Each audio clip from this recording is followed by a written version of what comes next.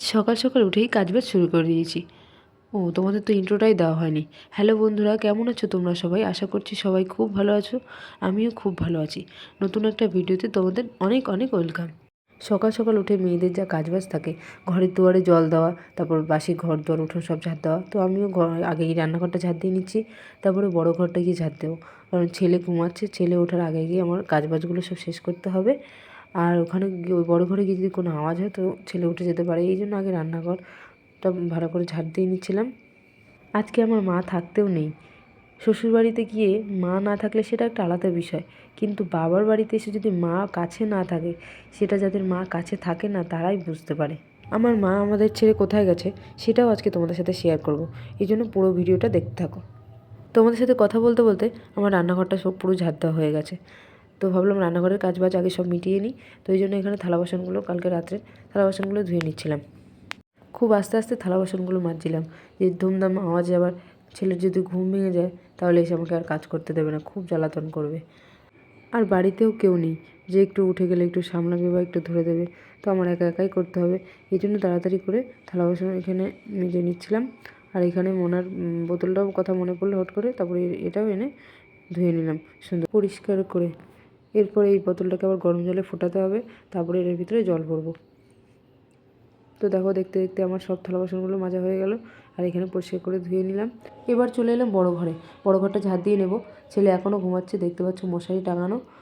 তারপর আমি দাঁত ব্রাশ করে নিলাম। দাঁত ব্রাশ করে নিয়ে উঠোন ঝাড় দিতে চলে গেলাম। ওইখানে উঠোনে প্রচুর নোংরা হয়েছিল, পাতা পড়েছিল। তো উঠোনটা ঝাড় দিয়ে নেব। ঝাড় দিতে দিতে ভাবছিলাম যে কী সকালবেলায় কী খাওয়া যায় কী খাওয়া যায়। তো ভাবলাম যে ঠিক আছে, জল রুটি বানিয়ে নেব। জল রুটি বানিয়ে সকালে খেয়ে নেব, তারপর আর বাকি রান্নাবান্না পরে করব। আমাদের এদিকে ঠাকুরবাড়িতে এই সকালবেলা নাম সংকীর্তন চলছে। সারাদিন একা একা বাচ্চা মানুষ করা যে কী কষ্টের কাজ, সেটা এখন আমি বুঝতে পারছি। আগে যখন মা ছিল, মাই সামলে দিত, আমার অত একটা কষ্ট হতো না, বুঝতেও পেতাম না। তো যাই হোক, এবার চলে এলাম রান্নাঘরে। রান্নাঘরে এসে আটা গুলে এখানে রুটি বানিয়ে নিলাম। তো সকালবেলায় জল খেয়ে তারপরে চলে এলাম এখানে। শাক এনেছিল ভাই বাজার থেকে, তো সেই শাকগুলো ধুয়ে নেব। ছেলে এখনও ঘুমাচ্ছে, তো ভাবলাম এই জন্য যে রান্নার কাজগুলো একটু গুছিয়ে রাখি, তাহলে একটু সুবিধা হবে। তো তোমাদের যেটা বলবো বলেছিলাম সেটা হলো, মা বাবা গেছে আগরতলা ঘুরতে। তো এই জন্য আমাকে রেখে গেছে যে ভাই কাজবাজ করে, এই জন্য একটু সামলাতে, যে বাড়ি ঘরে কী রান্নাবান্না কী কী হবে। তো তারা গেছে 15 দিনের জন্য, একটু ঘুরে আসবে। কোথাও তারা সেরকম যায় না, তো এবার গেছে 15 দিনের জন্য একটু ট্যুরে।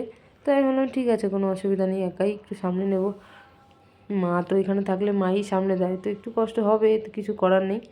তো শাকগুলো ধুয়ে এসে আমি এখানে বসে পড়েছি কাটতে।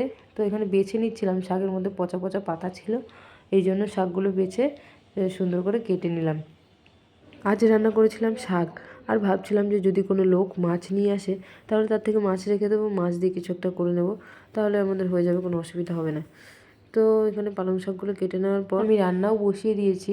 আর মাঝখানে মাছালা কাকু এসেছিলো একটা, তো আমি তার থেকে মাছ নিয়ে কেটে ধুয়েও নিয়েছি, আর সেটা ভিডিও করা হয়নি। তো ততক্ষণে আমার ছেলেও উঠে গেছে ঘুম থেকে। এই দেখো, আমার নাইটি ধরে টানছে, বসে থাকবে না, শুধু সারাদিন দুষ্টুমি করবে।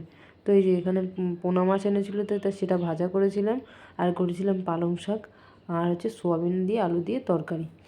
তো ছেলেকে স্নান করে দিয়ে খাইয়ে দিয়ে ছেলেকে ঘুম পাড়িয়ে দিয়ে বসেছি বিকেলবেলা একটু খেতে। তো সারাদিন প্রচুর কষ্ট হয়ে গেছে, তো আজকে ভিডিওটা এখানেই শেষ করলাম। টাটা।